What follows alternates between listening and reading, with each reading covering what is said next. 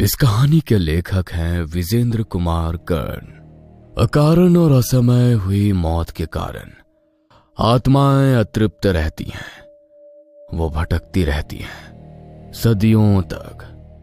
इस दुनिया में ना जाने ऐसी कितनी आत्माएं इसी तरह भटक रही हैं। उनकी मुक्ति कभी नहीं हो सकती है, कभी नहीं। कोई भी शक्ति उन्हें मुक्त नहीं करा सकती, इसलिए अक्सर ऐसी जगहें हॉन्टेड हो जाती हैं। आपने कितनी ही कहानियां सुनी होंगी ऐसी जगहों के बारे में, कितनी ही कहानियां पढ़ी भी होंगी, और शायद किसी ने अनुभव भी किया हो। यह कहानी उन्हीं अनुभवों पर आधारित एक ऐसी हॉन्टेड जगह की है जहां अतृप्त आत्माएं अब भी आती हैं हर अमावस्या की काली रात को। आज अमावस्या की रात थी। रात के ठीक 11 बज रहे थे। हाईवे के किनारे बना वो ढाबा जिसे दिन में लोग हंसते खाते हुए देखते थे, अब अजीब सा लग रहा था। हवा रुक रुक कर चल रही थी। कभी ऐसा लगता जैसे कोई पीछे खड़ा हो, लेकिन मुड़ो तो कोई नहीं। ऐसी ही फीलिंग आज कई बार मोहित को हुई थी। आज ये क्या हो रहा है? बार बार मुझे ऐसा लग रहा है कि कोई मेरे पीछे खड़ा है, और जब मैं मुड़कर देखता हूं तो कोई नहीं होता। आज ये ढाबा मुझे कुछ अलग ही लग रहा है। एक तरह की मनुष्यत से आज मुझे यहाँ क्यों दिख रही है। वही ढाबा, वही पुरानी बेंचें, लेकिन आज कुछ अलग क्यों है, पता नहीं। मोहित खुद से ही बोले जा रहा था। तभी उसके मालिक ने आवाज लगाई, मोहित, टेबल नंबर 4 का ऑर्डर हो गया क्या? मटर पनीर और तंदूरी रोटी, साथ में सलाद भी। जी हो रहा है साहब। 20 साल का मोहित 15 दिन पहले ही इस ढाबे में काम पर लगा था। उसे इसी शर्त पर काम पर रखा गया था कि वो नाइट शिफ्ट करे, क्योंकि ढाबे का मालिक चाहता था कि उसका ढाबा 24 घंटे खुला रहे। मोहित कॉलेज में पढ़ाई करता था। पिताजी तो बचपन में ही गुजर गए थे। माँ किसी तरह सिलाई करके घर का खर्च चलाती थी। एक दिन वो भी बाथरूम में गिर गई। उनका पैर टूट गया। मोहित के ऊपर अब घर की पूरी जिम्मेदारी आ गई। वो कॉलेज छोड़ना चाहता था, लेकिन माँ ने कसम दे दी कि वो किसी भी कीमत पर अपनी पढ़ाई नहीं छोड़ेगा। लेकिन ये कैसे संभव हो पाता, क्योंकि दवाइयों के अलावा घर का खर्च, रेंट, ये सब कैसे पूरा होता। किसी को तो काम करना ही पड़ता। इसलिए मोहित ने नाइट शिफ्ट में उस ढाबे में काम करना शुरू कर दिया। दिन में वो पढ़ाई करता और रात में काम। घड़ी की सुई आगे बढ़ रही थी। 11 बजने में 15 मिनट देर था। यार, आज कुछ ज्यादा ही सन्नाटा है। इतनी शांति तो शमशान में भी नहीं होती। 15 दिन हो गए मुझे इस ढाबे पर नाइट शिफ्ट करते हुए, लेकिन पता नहीं आज पहली बार मुझे डर क्यों लग रहा है। हवा भी आज एकदम भारी सी लग रही है। कुछ दुर्गंध सा महसूस हो रहा है मुझे, ऐसा जैसे कोई चीज जली हो। दिन में कॉलेज, रात में ढाबा। मोहित थक जाता था, लेकिन वो कहते हैं ना कि मजबूरियां हर थकान से ऊपर होती हैं, और जीत हमेशा मजबूरी की ही होती है। मोहित को पैसों की बहुत जरूरत थी, और यही जरूरत उसे इतनी थकान के बाद भी जगाए हुए थी। वो अपने काम में लगा हुआ था। अचानक पीछे से आवाज आई, ओए! वो हड़बड़ा कर पलटा। कौन है? वो एक ही झटके में पीछे मुड़ा, लेकिन वहां कोई नहीं था। उसका दिल जोर जोर से धड़कने लगा। 11:30 बज चुके थे। ढाबे का मालिक अपने घर जाने को तैयार हो रहा था। घर जाने के पहले हर दिन की तरह वो मोहित के पास आया, लेकिन आज उसने मोहित से जो कुछ कहा, उसे सुनकर मोहित को बहुत ही अटपटा लगा। देख भाई मोहित, आज अमावस्या है। 12:30 बजे के बाद अगर कोई आए तो उससे बहस मत करना। बहस तो मैं किसी से नहीं करता मालिक, लेकिन आप आज ये बात मुझसे क्यों कह रहे हैं? और ये अमावस्या का इससे क्या कनेक्शन है? मोहित की आंखों में अजीब डर था।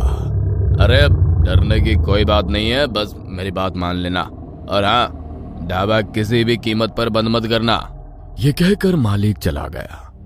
मालिक के जाने के बाद ढाबे के सभी स्टाफ भी एक एक कर जाने लगे, और जब अंतिम स्टाफ भी घर को जा रहा था तो मोहित ने उससे पूछा, अब भाई तुम सब लोग चले जाओगे तो मैं अकेला कैसे संभालूंगा ढाबा? तो तू भी चलना। अरे मैं कैसे चलूं, मेरी नाइट शिफ्ट है। नाइट शिफ्ट तो है, लेकिन ये पता नहीं है कि आज अमावस्या है। 12:30 बजे के पहले यहाँ से सभी चले जाते हैं, नहीं तो वो आते हैं यहाँ। वो कौन? अरे छोड़ना यार, क्या करेगा जानकर, बस तू चल, आज बंद कर दे ढाबा। भाई मैं बंद नहीं करने वाला ढाबा, मालिक को पता चल गया तो पंगा हो जाएगा। तुम्हें तो पता है ना मुझे इस नौकरी की कितनी जरूरत है। सारे स्टाफ चले गए। अब तो वो ढाबा और भी भयानक लगने लगा था, और इतनी शांति थी, इतनी शांति कि मोहित को ढाबे में लगी घड़ी की टिक टिक की आवाज भी साफ सुनाई दे रही थी।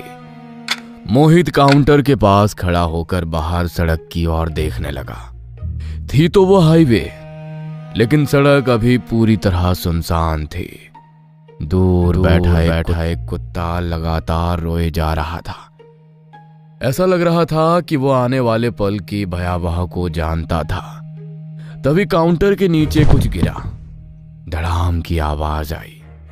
उस आवाज को सुनकर मोहित एकदम से चौंक गया। वो आवाज ऊपर वाले लकड़ी के रैक से कुछ गिरने के कारण आई थी। वो लकड़ी का रैक काउंटर के ऊपर कील से टंगा हुआ था।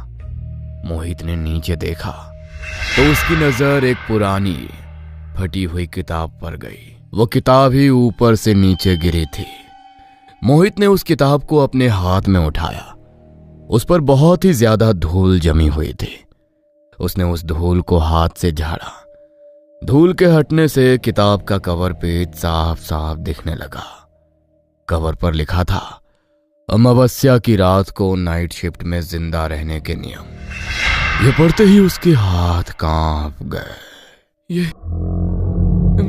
ये कैसी किताब है? मोहित का दिल जोर जोर से धड़कने लगा।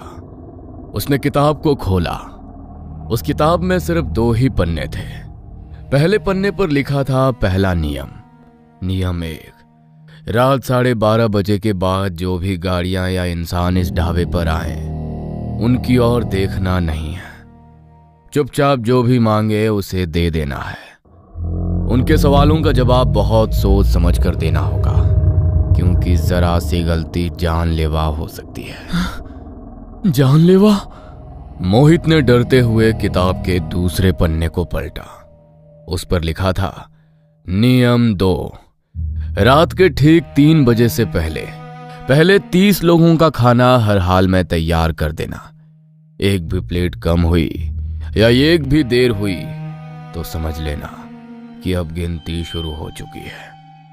खाना रखने के बाद बिना पीछे देखे सीधे ऑफिस की तरफ बढ़ जाना। दरवाजा बंद करना, फिर खिड़की और आखिर में लाइट। सब कुछ अंधेरे में डूब जाना चाहिए।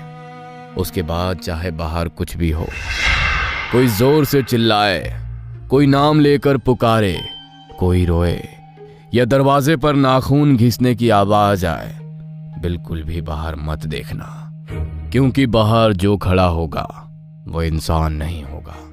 वो तुम्हारी आवाज में बोलेगा, तुम्हारे किसी अपने की तरह पुकारेगा कि दरवाजा खोलो, मुझे ठंड लग रही है। लेकिन याद रखना, वो तुम्हें बहकाने के लिए होगा। अगर तुमने जरा सा भी पर्दा हटाया, अगर आंखों से उसकी झलक भी देख ली, तो वो तुम्हें पहचान लेगा। और जिस पल उसने तुम्हें पहचान लिया, उस पल के बाद न भाग पाओगे, न छिप पाओगे, न चीख पाओगे। सुबह सूरज जरूर निकलेगा, लेकिन तुम उसे देख नहीं पाओगे। वह अभी किताब की आखिरी लाइन पढ़ ही रहा था, तभी उसके पीछे से एक आवाज आई, बहुत ही डरावनी आवाज, खाना मिलेगा। मोहित ने पीछे मुड़कर देखा, लेकिन पीछे कोई नहीं था। हे भगवान, ये क्या हो रहा है? ये किसकी आवाज मुझे सुनाई दी? ये किताब क्या है?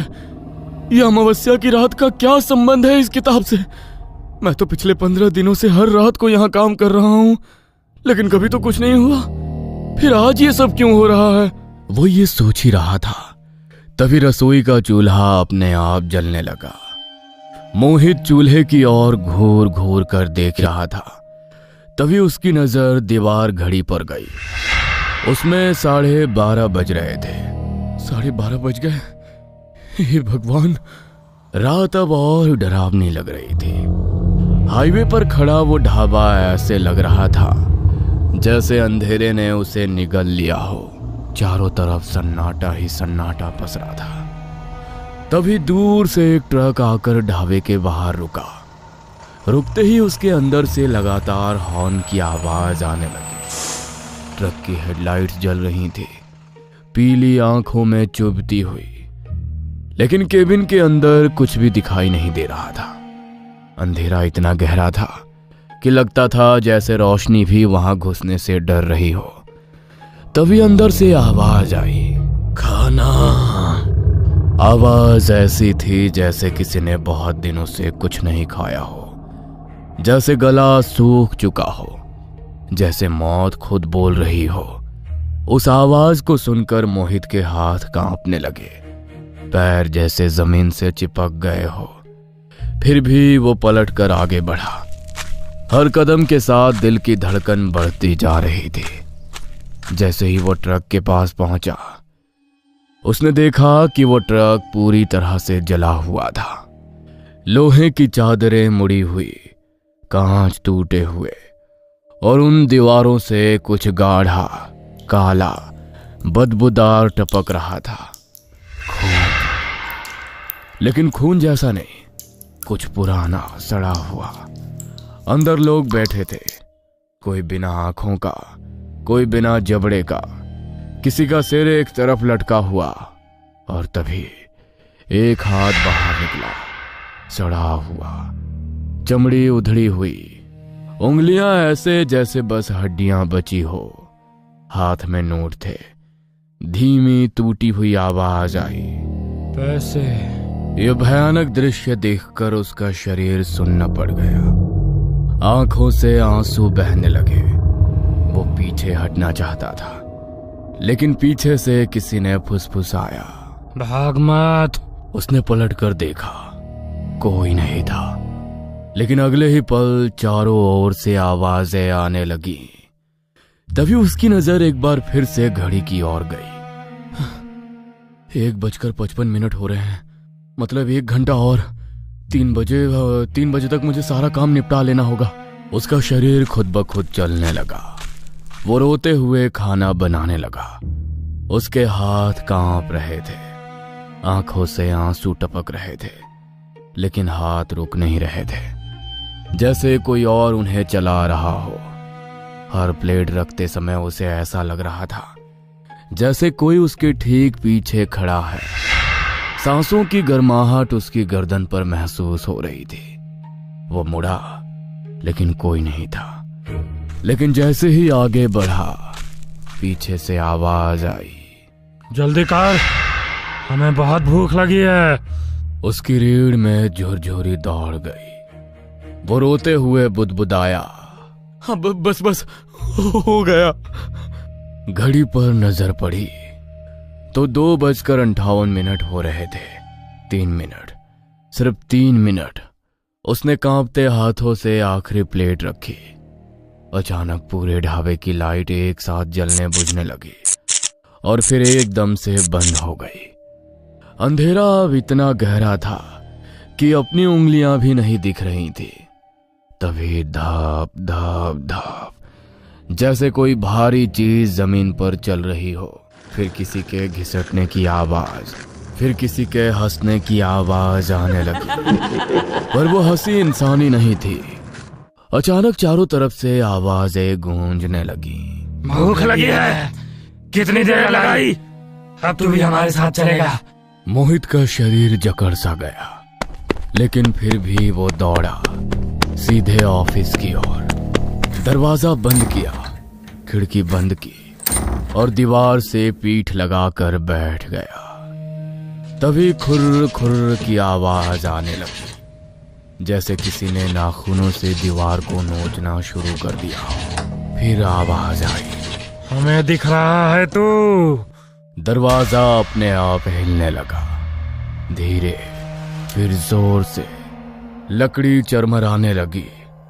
उसने डर के मारे आंखें बंद कर ली, फिर भी आवाज बंद नहीं हुई। दरवाजा खोल, हम भूखे हैं, तू भी हमारे जैसा बनेगा। अचानक सब शांत, इतनी शांति कि कान बजने लगे। डर के मारे उसने पर्दा थोड़ा सा हटाया, और जो उसने देखा वो जिंदगी भर नहीं भूल पाएगा। सामने दर्जनों चेहरे थे, जले हुए, पिघले हुए। कुछ के जबड़े गायब थे, कुछ की आंखों से खून बह रहा था। उनकी आंखें एक साथ उसी पर टिकी थीं। फिर एक साथ सब बोले, तू जिंदा है। उसके मुंह से आवाज तक नहीं निकली। और फिर उन सभी ने खिड़की का शीशा तोड़ दिया और अंदर घुस गए और मोहित पर हमला कर दिया। अगले दिन सुबह हो चुकी थी। आसमान में हल्की सी सफेदी फैल रही थी।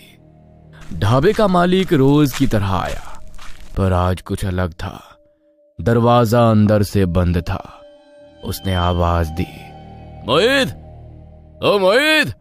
कोई जवाब नहीं आया। उसने जोर से दरवाजा खटखटाया, फिर और जोर से आवाज लगाई, लेकिन कोई जवाब नहीं आया। आखिरकार उसने जेब से दूसरी चाबी निकाली। चाबी घुमाते ही दरवाजा चरमराहट हुआ खुल गया। जैसे ही वो अंदर गया, उसके हाथ कांपने लगे। कमरे के अंदर ठंड थी, ऐसी ठंड जो हड्डियों को जमा दे। मोहित जमीन पर पड़ा था। उसकी आंखें खुली थीं, पर उनमें जिंदगी नहीं थी। ऐसा लग रहा था जैसे उसकी आत्मा किसी और ही दुनिया में भटक रही हो। मालिक घबराकर उसके पास गया, उसे हिलाया।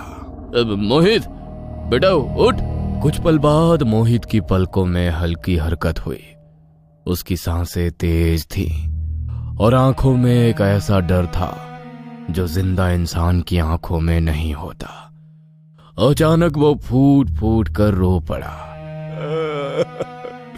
वो आ गए थे, सब आ गए थे। मालिक ने उसे कसकर पकड़ा। अरे कौन? मोहित कांपते होठों से बोला, वो जो मर चुके हैं। फिर उसने सारी कहानी सुना दी। हर आवाज, हर साया, हर फुसफुसाहट। मालिक चुपचाप सुनता रहा। उसका चेहरा सफेद पड़ चुका था। फिर उसने गहरी सांस ली और भारी आवाज में बोला, 30-40 साल पहले यहीं से एक बस गुजरी थी। बस में लगभग 30 लोग थे। यहीं ढाबे पर रुके थे, हंसे थे, खाया पिया था। लेकिन कुछ दूर जाते ही बस में भयानक आग लग गई। कोई नहीं बच पाया। वो रुक गया। उसकी आवाज भर्रा गई।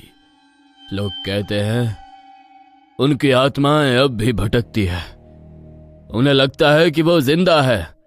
हर अमावस्या की रात ठीक 3 बजे वो यहाँ खाना खाने आते हैं। उसने मोहित की ओर देखा। तू भी उन्हीं में शामिल हो जाता, लेकिन तुम्हारे साथ कुछ भी नहीं हुआ, क्योंकि मैंने ये कमरा मंत्रों से बांध रखा है। बुरी आत्माएं यहाँ घुस तो सकती हैं, लेकिन किसी को मार नहीं सकती हैं। यह सब सुनकर मोहित की आंखों से आंसू बहने लगे। उसका पूरा शरीर कांप रहा था। उसी दिन उसने वो नौकरी छोड़ दी। उसने कभी पीछे मुड़कर उस ढाबे को नहीं देखा।